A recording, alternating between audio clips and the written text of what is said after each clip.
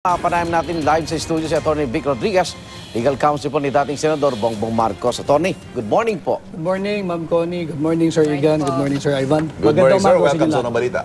Okay, so, nasan tayo sa estado ng protesta? Wala pa tayo doon sa bilangan. Malayo pa ho tayo. Ayun nga ho yung lament ni Senador Marcos. Mag-iisang taon na ho, makakalipas na yung huling halalan, and yet hindi pa ho umusad itong ating election protest. Yung pagpuna ni Senador Ping Lacson na parang bakit nakabalikan sa kandidato yung gastos? Gayong ang nagkamali rito, kung totoo, no, ahensya ng gobyerno. Tama po yun. Objectively, whether you are for the protestant or the protestee, medyo mabigat sapagkat ang hinahanap mo rito yung katotohanan And then, bibigyan ka ng burden na magbabayad ka ng napakalaking halaga.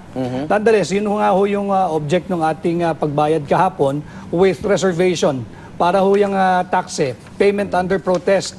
And hopefully, makita ho nung tribunal na mali ho yung ginawa nilang basihan for computing and arriving at that figure of 66 million pesos plus. Pero yung kalahating pera ni Senador Bongbong, saan daw po galing yun, attorney? May mga nag-donate ho na kaibigan niya. In fact, yun nga ho yung aming nakapagsalba sa amin kahapon We got the belatedly released resolution dated March 21 on a Holy Monday.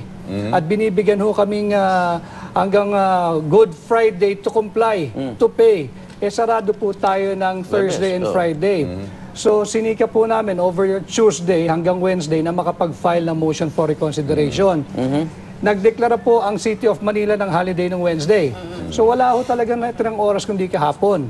So, the whole day of yesterday, we were studying ano yung pinakamagandang argumento dapat naming ilagay sapagkat we're putting at risk yung election protest ni Senador Marcos Pag nag-file lamang kami ng motion for reconsideration or omnibus motion, baka i-dismiss Buti na lang itong mga kaibigan na nagmagandang loob sa ngalan ng katotohanan, nag-pool po ng kanilang resources at inabot po yung manager's check around 1:30 or going to 2 p.m. So tumuloy na po kami ng Korte Suprema upang i-deposito yung halagang iyon. Attorney, speaking of yung mga nag-donate po, isa ho dun sa mga nag-donate ang pangalan Roa, no, apelyido po. Kamag-anak ho ba yan ng presidente? Actually, Ma'am Connie, 3 ho yung Roa doon. Nakita ko after the payment na Sapagkat ibinigay lang nila yung open letter and yung check sabi nga ho ni Senador Marcos, we wouldn't know kung kamag-anak ho sila ni Presidente Duterte, and assuming for the sake of discussion that they are,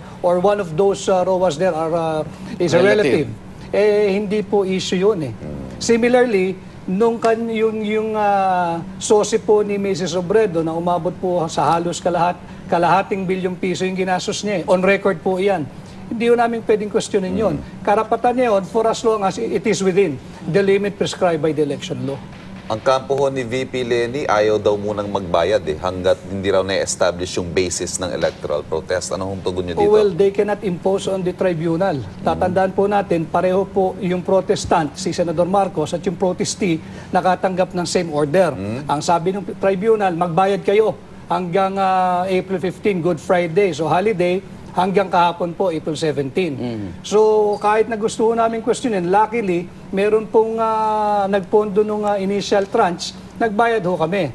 But we're going to invoke the rule, Rule 33, na kapag hindi ka ho nakapagbayad ng karagdagang deposito, pwede na hong i-dismiss ng tribunal yung kanyang counter-protest. Okay. Ito ang senaryo na, gaya nga ho nabanggitin nyo, na 1 taon na, hindi pa umuusad. Times 6. 6 years masa-serve out na ni VP Leni yung kanyang term at para magiging mooted na itong protesta ni Senador Marcos. Ano hong tingin niyo dito sa possible scenario na ito? Well, nakakalungkot.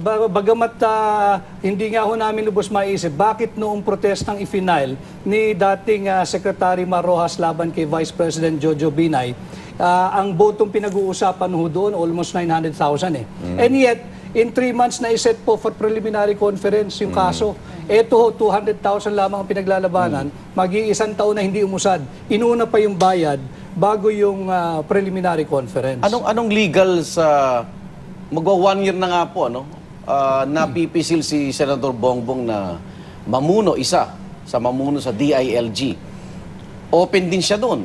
Pag tinanggap po ba niya yun talagang binabasura na niya itong electoral protest? Hindi po. Yung principle of abandonment sa batas will only take effect kapag ka ikaw ho ay nag-file muli ng kandidatura mo sa kahit anong posisyon, whether local, mayor, governor, So, hindi congress, appointee? hindi po pag-appointee. So he can validly assuming na meron pong ibibigay na cabinet position sa kanya ang Administrasyong Duterte. Case in point, again, si dating Secretary Marojas. Okay, maraming salamat po, Atty. Vic Rodriguez, Legal Counsel ni dating Senador Bongbong Marcos.